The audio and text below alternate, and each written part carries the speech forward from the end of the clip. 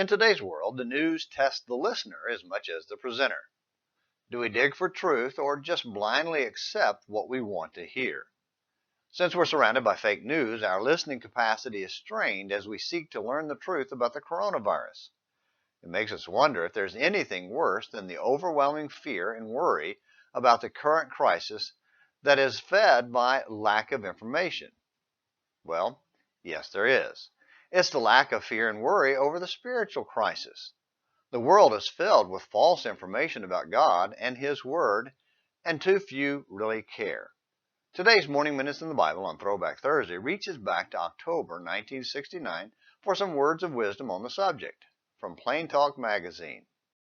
Testing the Hearer by Robert F. Turner. In Deuteronomy 18 verses 21 and following, the Israelites were told to test the words of the prophet. And if the thing follow not, nor come to pass, the prophet hath spoken it presumptuously. Thou shalt not be afraid of him.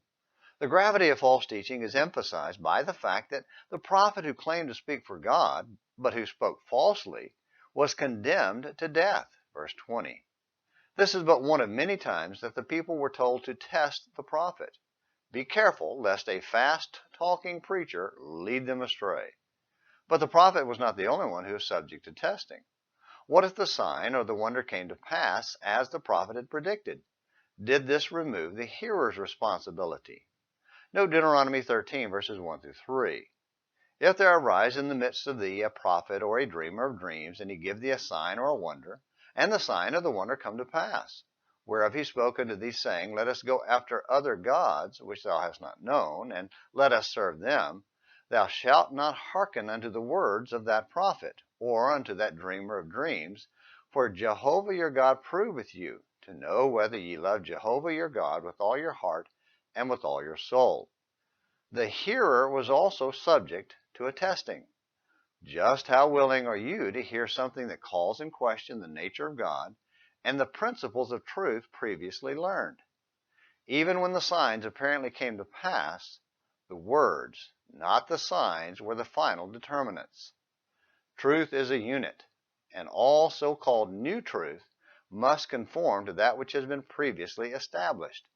Notice this test in the New Testament in 1 John 4 verses 1 through 6. While it is true that we sometimes confuse traditional orthodoxy with established truth, there is serious warning here for those who think themselves pragmatic and grasp hurriedly progressive philosophies which deny congregational independence and the spiritual work of the church. Faith must remain objective, and God constantly tests whether we put His Word before modern signs. Well, that's good food for clear thinking in today's confused world. Please consider it carefully, and please come back tomorrow for more Morning Minutes in the Bible. Until then, this is James McClenny hoping you have a great day.